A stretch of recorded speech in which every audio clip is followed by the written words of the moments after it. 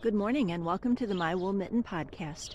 My name is Carrie and I'm coming to you from the middle of the Mitten, Michigan's Lower Peninsula, where I live on a small sheep farm. Today you're going to see the second part of my Spin for Socks 23 blending and using the Angora bunny and wool fiber, and also just a few words about the alpaca blend. So this is what I recorded the other day that I wasn't able to get uploaded. I think it's going to work today, so fingers crossed. Hopefully you're going to see that after this. But I just thought I'd take a quick look this morning. I think you can see the difference in the light. We've got a beautiful sunny morning. The snow is still on the ground, but you can kind of see how it's starting to not melt from rainwater, but kind of sink into the ground, and that's just great. Bailey's down here running around, wondering what I'm doing up here under the pine trees, and I just like the way the light looked coming through out here. I'm headed down to the barn now, but I just wanted to give a little introduction. Thank you again to everyone who stopped by and who's participating in the hand-spun, hand-knit socks project. And yeah, so maybe we'll have a proper podcast here coming up before the end of February. But again, like and subscribe, click the bell so you get the notification about the videos, and I'll try to remember to put the link to the playlist from last year in the description box down below to make it easier for new viewers or for returning viewers to follow along on the tips and tutorials from last year. Okay, time to get to the barn. Talk to you soon.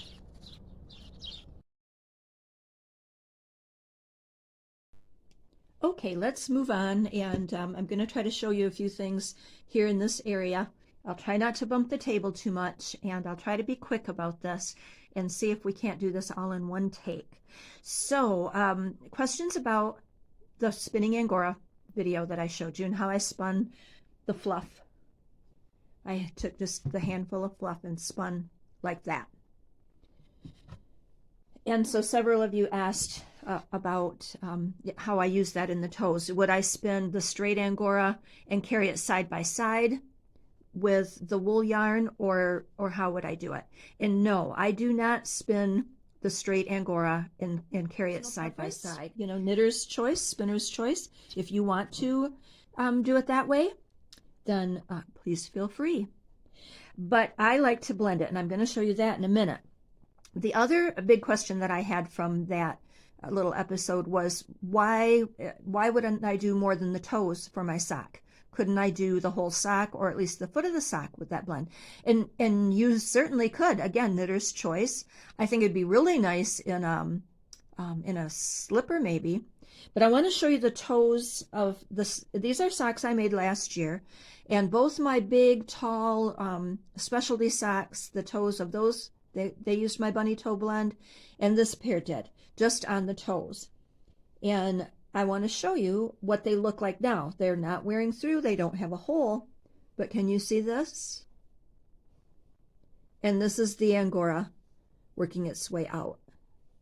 Now, funny thing, this is the top of the foot. Well, maybe it's not funny. The bottom is smooth. These have been worn. These have been seeing a lot of wear this week. Is smooth. So maybe that's a little bit felted. I don't know. But this is a common thing if you knit with Angora, whether it's blended. Bother me. You know, it might pill or it might quit wearing after a while.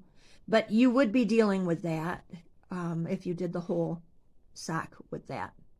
So just my thought. But you do whatever you'd like to do. It doesn't take very much Angora fiber to make a sock. Here's the second sock, and it's the same thing. Bottom is fine. So there's those examples I wanted to show you. So then the question was, well, how would I blend it? And so with the Angora, now I have the Louette mini combs. I use them for everything. They're a little beat up, but they work for me. And so I'm showing you this with the white Angora that was from Amelia. Hi, Amelia. So I would just take some roving that I have on hand, or if you had some washed fiber that you wanted to do this with too, but I hope this isn't wiggling the camera too much, but so I would just lash this onto the combs, get a good sized layer there. And again, I'm not scientific about it. I don't weigh it up. I just do what will work on my combs. And then I take some of that Angora. And you don't have to be, it's funny, you don't have to make sure it's all going the same way or anything. You make a couple passes and you end up okay. About that same amount as what you have on the bottom. You don't want to go much more than 2/3 on your comb. But then I come back with another layer of roving or wool locks if that's what you have. Top, comb top if that's what you want to use. And because I'm doing this at a funny angle, I got too much hanging over here. See, I should be closer to the end. But so then there's a little Angora bunny sandwich between the wool. And then I would just make, and I can't do this up here, I don't have the room, but let me make, off camera, a quick pass with my combs. And I can see that, and there's going to be a little bit of waste. That's okay. So let me show you that one pass, that's pretty well blended. Oh, I missed a little bit. That's because I had that overhang. So there's a little pass. You can't see me doing this either. I don't typically use a diz, but can you see that I raised that up a little bit? Maybe I can do this. Let me try. See how bad this will be. And then I just gently wiggle it, pull it off.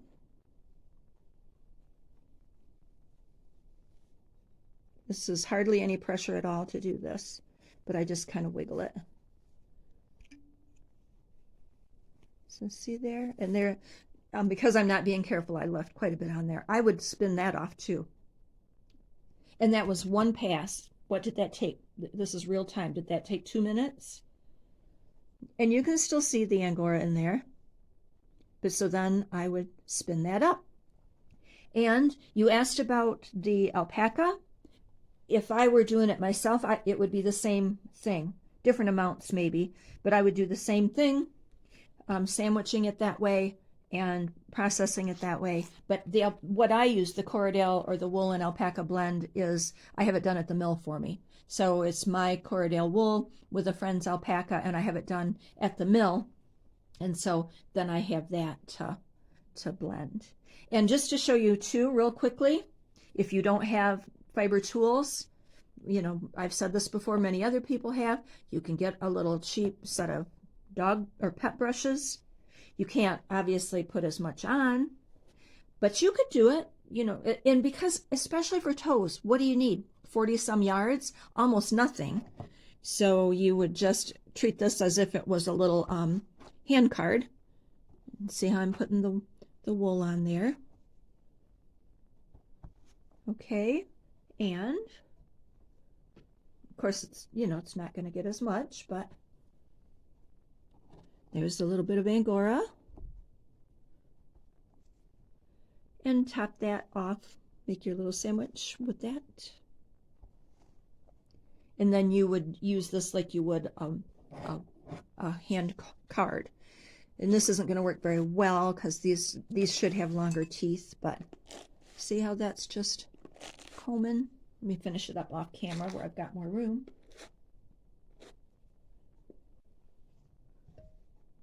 And then I have a little bat with one little nep in there, but I could spin right from this.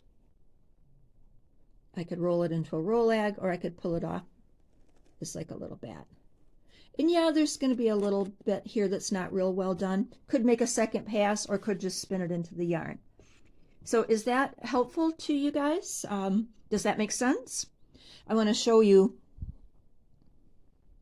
Now here's some of the blue pin drafted fin and alpaca. And this is blended with the Angora.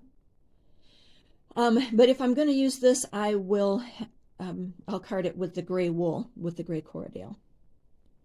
So there was some that I had done before. It takes only a matter of minutes to get enough to spin to get yardage for sock toes. And again, if you wanted to use the Angora on your entire foot of your sock, go ahead, or even on the leg or wherever. You know, people always say, well, your feet aren't that sensitive, but I really think that around a person's ankles can be, at least for me, that's where I can be kind of prickery. And so I would think that some of the bunny toe blend or even just a straight Angora would be kind of nice right around the ankles. What do you guys think? So let's take one last look at my little so far socks. Now I'll go back to spinning, so I'll be on the same place that you guys all are, but this was just for me to be sure that this was what I wanted. And so here are, you know, 2 little balls of bunny toes right here. More than enough. You saw this is 2 separate balls, and I have the yardage written down somewhere. Maybe I'll put it on the screen here. I've still got this much left on this one, and look at the toes are completely done. So could have got both toes out of this. But any more questions, please be sure and ask me, and be sure to give that Angora combing or carding a try. You also will have seen that I have borrowed from a friend a motorized drum carder. I probably wouldn't do the Angora bunny on that because this is I think it's like the medium tooth or medium cloth, and I think it would probably just kind of nip that Angora up. And again, I'm using such a small amount that I don't need to do it there. But I could do the blending for the rest of my sock yarn on that, couldn't I? So yeah, I think that's, here's the little bit. I don't remember how many yards I have here. A few thick and thin spots, but that's okay. Some really good, look at this bounce. Look at that. It's going to feel really good.